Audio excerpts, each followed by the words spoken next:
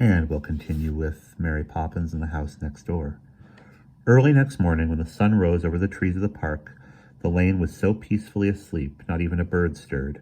Even so, something stirred. Jane and Michael, one carrying a banana, the other an apple, were tiptoeing cautiously through the nursery of number 7, past the camp bed where Mary Poppins lay sleeping, as neat and uncrumpled as though she and the bed were objects in a shop window. They smiled triumphantly at each other. Mary Poppins would not notice them, but at that moment she opened her eyes and her blue gaze fell upon them.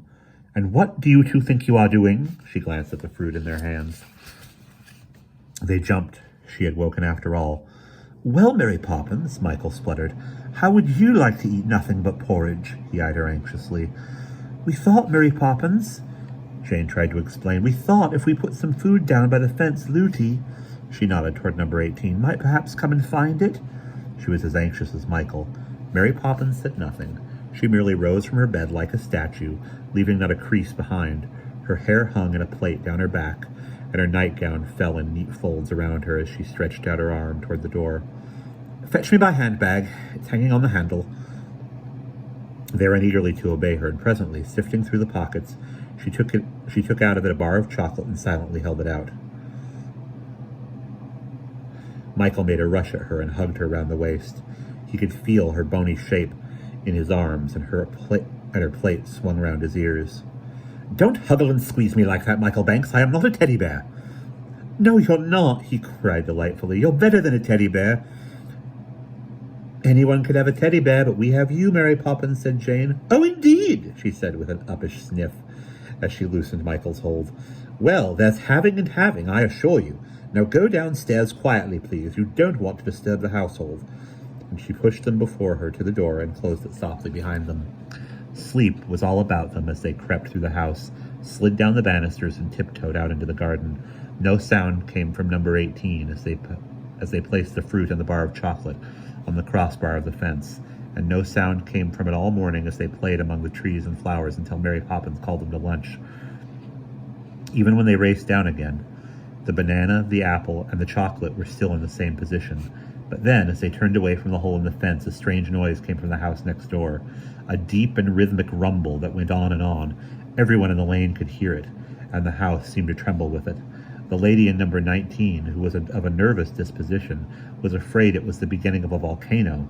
Mr. 20 gave it as his opinion that it was a lion snoring.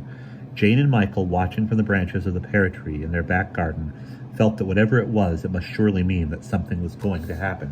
And it did. The front door of number 18 opened, and through it came a small figure, cautiously glancing from side to side. Slowly he made his way round the house till he came to the hole in the fence, and then, seeing the fruit and the chocolate, he touched them with a delicate finger. "They're for you!" shouted Jane, hurriedly scrambling down from her branch, with Michael at her heels. Looty looked up, a broad smile making his face look like the sun, and he spread out his arms toward them. "Peace and blessings," he shyly whispered, cocking his head to one side as he listened to the rumble. "Masanda sleeps in the afternoon from 2 of the clock till 3, so I came to see what these objects were." It was not a volcano after all, not even a lion. The rumbling noise was Miss Andrews snoring. "The fruit is from Jane and me," Michael told him, "and the chocolate from Mary Poppins." "Mary Poppins?" Looty murmured the name to himself, as though he were remembering something he had long forgotten. "There she is." Michael nodded to where Mary Poppins stood by the pear tree, rocking Annabelle in the perambulator. "Peace and blessings to her," said Looty, waving his hand at the upright figure with the large pink rose in its hat. "I will hide these gifts within my pockets and eat them at night when I go to bed. Masanda eats only porridge." "Is it a nice bed?" Jane inquired. She wanted to hear everything. She wanted to hear about everything that happened in number 18. "Well, perhaps a little soft. On my island, we do not sleep in beds, but on mats that my mother weaves for us from the leaves of the coconut palm." "You could lie on the floor," said Michael. "That would be almost as good." "No, I must do as Masanda wishes. I am here to be of comfort to her, measure her many medicines, cook the porridge when the fire is hot, and study my 7 times 7, that my parents promised her, for they think she is a learned person, and will send me some day back to the island with knowledge of many things." "But aren't you lonely?" Jane asked him. "And aren't they lonely for you?" She was thinking how she herself would feel if Miss Andrew took her away, and how her parents would grieve. No, no such thing could ever happen, not for all the knowledge in the world. Ludi's face crumpled. The smile faded. I am lonely forever. His voice was husky, but a promise has been made to her. If they have need of me, they will send. A telegram! Exclaimed Michael. In a yellow envelope! A telegram was exciting. On the island we have no such things, but my grandmother, Kira, said for my comfort, when we have need of you, it will be known. She is a wise woman. She reads the stars and understands what the sea is saying. But hearken, I hear the bells singing.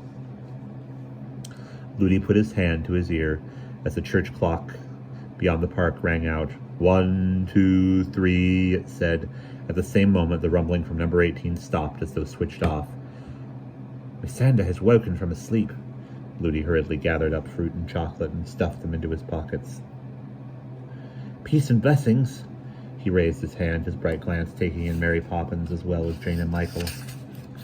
Then he turned and ran across the lawn, his feet in Mr. Banks's big boots, crushing the grass as he went. A door opened and closed behind him, and number 18 suddenly was soundless as it had always been. And we'll pause there.